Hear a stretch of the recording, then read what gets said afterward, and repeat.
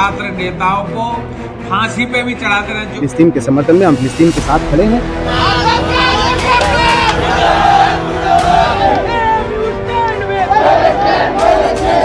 Violence oppressor कौन है? वहां पर अप्रेसर इजराइल है, अप्रेस कौन है? फलस्तीनी है। हम फिलिस्तीन का विरोध करते हैं। इस प्रकार से फिलिस्तीन ने जो कार्य किया है,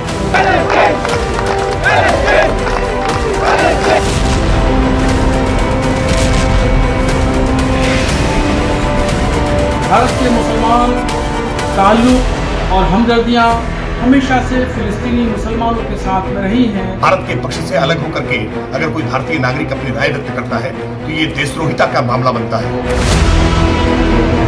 वादियों की नर्सरी ये अलीगढ़ मुस्लिम यूनिवर्सिटी बन चुकी है, इसको समाप्त करना है। इजराइल नहीं, आज पूरा विश्व जो इस्लामिक जिहाद है उससे त्रस्त है। आतंकवादी गतियों से लिप्त एक अड्डा बना हुआ है।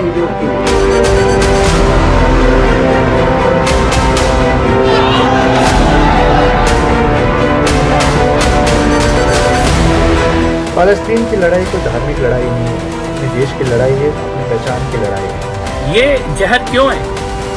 इसको भारत में स्वीकार नहीं किया जा सकता।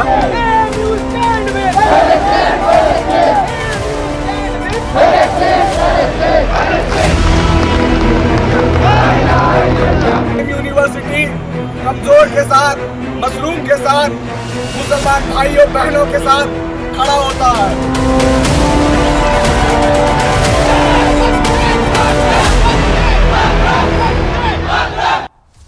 और एफआईआर दर्ज कर ली गई है। बड़ी खबर ये आ रही है इस वक्त, नारे लगाने वाले कई छात्रों पर एफआईआर दर्ज कर ली गई है। एएमयू में नारेबाजी पर पुलिस का एक्शन, नारेबाजी में शामिल छात्रों पर एफआईआर दर्ज कर ली गई है। बड़ी खबर है, सिविल लाइंस थाने में केस दर्ज कर लिया गया है। अलीगढ़ मुस्लिम यूनिवर्सिटी में कुछ छात्र वहां पर पहुंचे, वहां पर नारेबाजी की गई, कुछ विवादित नारेबाजी की गई और फिलिस्तीन और हमास के समर्थन में कुछ बातें की गई, जिसके बाद अब उन छात्रों पर एफआईआर दर्ज कर ली गई है। रिपोर्ट देखिए आप।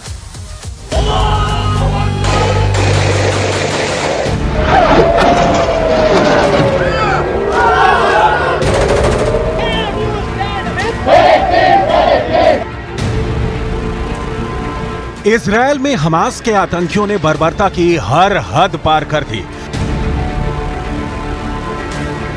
मजहबी जुनून इस कदर सिर पर सवार था कि आतंकियों ने बच्चे, महिलाओं तक को नहीं छोड़ा।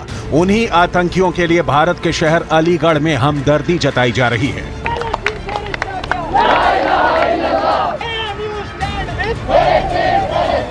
रविवार देर शाम अलीगढ़ मुस्लिम यूनिवर्सिटी के छात्रों ने फिलिस्तीन के समर्थन में पैदल मार्च निकाला।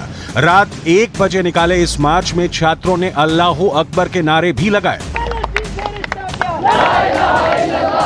सुनिए, अलीगढ़ मुस्लिम यूनिवर्सिटी में नारे लग रहे थे, एएमयू फिलिस्तीन के साथ है। वहां मजहबी नारे लग रहे थे। छात्रों ने नारे लगाए कि फिलिस्तीन की जनता के साथ जुर्म हो रहा है, लेकिन इन पढ़े लिखे छात्रों को हमास के आतंकी नहीं दिखाई दिए। इजरायल में जिस तरह से आतंकियों ने मौत का तांडव मचाया, वो इन हमदर्दों को दिखाई नहीं दिया। फिलिस्तीन के समर्थन में हम फिलिस्तीन के साथ खड़े हैं और हमें जो है अफसोस है और हमारे दिल में तकलीफ भी है और हमारी दुआ है और हमारे तमाम जितने हमारे मुस्लिम लीडर हैं उन तमाम लोगों से हमारी दरख्वास्त है कि वो जो है उनका सपोर्ट करें और उनको साथ दें। फिलिस्तीन की तो जगह उन लोगों ने ऑक्युपाइड कर रखी है, तो फिलिस्तीन तो हमेशा से जुल्म का शिकार होता रहा है। इजराइल ने हमेशा से जुल्म किया है, तो कोई पहला जुल्म नहीं है। अफसोस ये है कि लोग उसको ध्यान नहीं दे रहे हैं। यूक्रेन पर जब जुल्म होता है तो लोगों का ध्यान जाता है, फिलिस्तीन पर जब जुल्म होता है तब लोगों का ध्यान नहीं जाता है। अलीगढ़ मुस्लिम यूनिवर्सिटी की चर्चा सबसे ज्यादा विवादों के लिए होती आई है, जहां बंटवारे के जिम्मेदार जिन्ना के पोस्टर लगे हों, जहां आतंकी मन्नान वाणी के लिए कसीदे पढ़े जाते हों, वहां और क्या उम्मीद लगाई जा सकती है। हिंदू संगठनों का कहना है कि एएमयू देश विरोधी मानसिकता का अड्डा बन चुका है। अयोध्या के संतों ने भी अलीगढ़ यूनिवर्सिटी में लग रहे नारेबाजी पर गुस्सा जाहिर किया और कहा कि इसका नाम भारत माता यूनिवर्सिटी कर देनी चाहिए।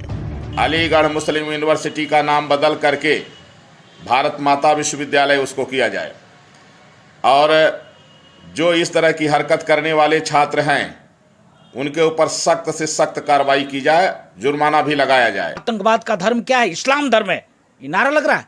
अलीगढ़ मुस्लिम यूनिवर्सिटी में छात्रों के द्वारा रोड पर तख्ती लेकर फिलिस्तीन आतंकवादी के समर्थन में नारा लगाया जा रहा है।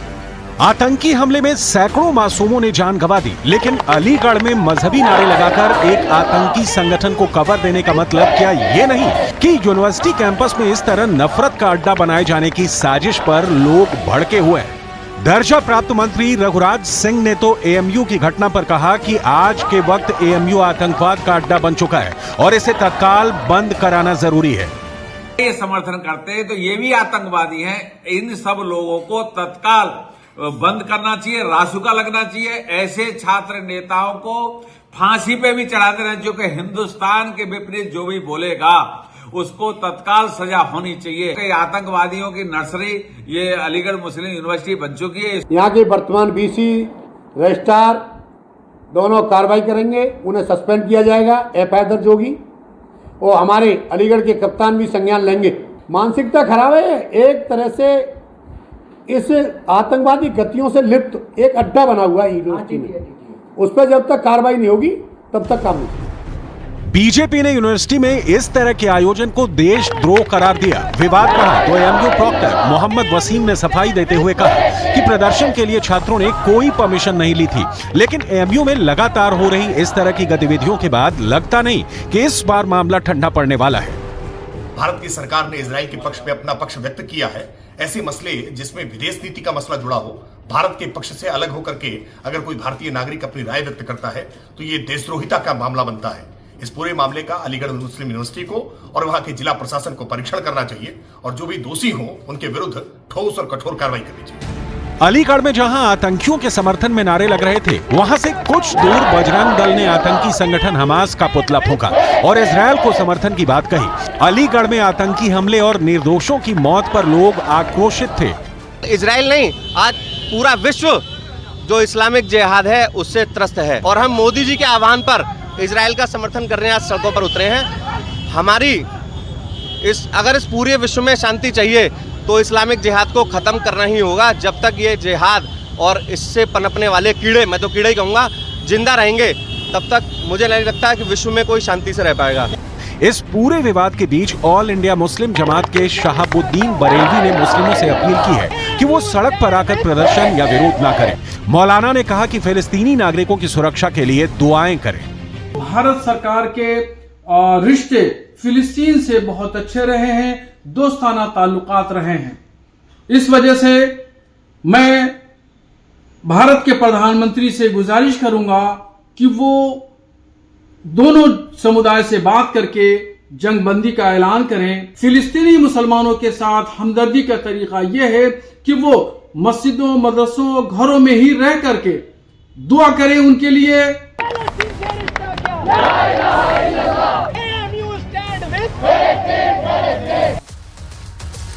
और अब बात करेंगे पाकिस्तानी स्पोर्ट्स एंकर और वर्ल्ड कप कवरेज के लिए भारत आई जैनब अब्बास की, जिनके वर्ल्ड कप के बीच भारत छोड़कर अचानक पाकिस्तान या अपने देश लौट जाने की मिस्ट्री जो है वो अभी भी बनी हुई है। दरअसल हुआ ये कहानी सुनिएगा, बड़ी दिलचस्प है। 14 अक्टूबर को भारत और पाकिस्तान के बीच क्रिकेट वर्ल्ड कप का मैच हुआ। अब हुआ ये कि उससे पहले ही वो भारत छोड़कर वापस पाकिस्तान चली गई है। अब वो छोड़ कर गई हैं या उन्हें भारत छोड़ने के लिए कहा गया है, ये हमें नहीं पता। इस पर अभी क्लैरिटी नहीं है कुछ। हालांकि कुछ रिपोर्ट्स के मुताबिक जैनब के कुछ पुराने भारत और हिंदू विरोधी बयान, ट्वीट, स्टेटमेंट्स उनके अचानक भारत छोड़कर पाकिस्तान जाने की वजह हो सकते हैं। उन्होंने कुछ आपत्तिजनक अभद्र भाषा का इस्तेमाल किया था। ये उनका कुछ ट्वीट्स हैं महाकाली को लेकर, सनातन को लेकर, हिंदू धर्म को लेकर, और अब उनको वर्ल्ड कप के बीच में वापस जाना पड़ा है। अब ये रीजन है या नहीं ये हमें नहीं पता, लेकिन इन सब के बीच एक किरदार है जो नाम बताया जा रहा है वरिष्ठ वकील विनीत जिंदल, जिन्होंने खुद बीसीसीआई और गृह मंत्रालय को चिट्ठी लिखकर जैनब को आईसीसी प्रेजेंटर के तौर पर हटाने की मांग की थी। उन्होंने चिट्ठी लिखी कि ये होनी नहीं चाहिए, ये कैसे हैं, ये हिंदू विरोधी हैं, ये सनातन विरोधी, ये भारत विरोधी है। ये देखिए टू जयशाह सेक्रेटरी, ये खुद उन्होंने ट्वीट करा। ये जो सोर्स है हमारा, ये खुद उन्होंने विनीत जिंदल ने खुद ट्वीट करके बताया कि ये चिट्ठी मैंने लिखी है कि आप इन्हें हटाइए भाई। उन्होंने चिट्ठी में लिखा था कि Zainab anti India, anti Bharat और एंटी हिंदू कमेंट कर चुकी हैं। खबर इस तरह की है कि भारत और हिंदुओं पर किए गए पुराने ट्वीट्स और कमेंट्स को लेकर जांच में आरोप सही पाए गए। इसके बाद भारतीय क्रिकेट कंट्रोल बोर्ड और आईसीसी इन्होंने प्रेजेंटर की लिस्ट से हटा दिया। यह भी क्या कनेक्शन हो सकता है, क्या इस वजह से वो गई हैं? वैसे पाकिस्तानी मीडिया हाउस समा टीवी की माने तो जैनब ने अपने बचाव में तर्क दिया कि ये ट्वीट कई साल पुराने हैं और इसका उनकी वर्ल्ड कप कमेंट्री से कोई लेना देना नहीं है, इसलिए उन्हें भारत से निकाला नहीं जाना चाहिए था। फिलहाल जैनब अब्बास अब दुबई में हैं, लेकिन अब वो किस वजह से गई हैं, ये कंट्रोवर्सी है कुछ और, ये अभी क्लैरिटी नहीं है। एक और बड़ी खबर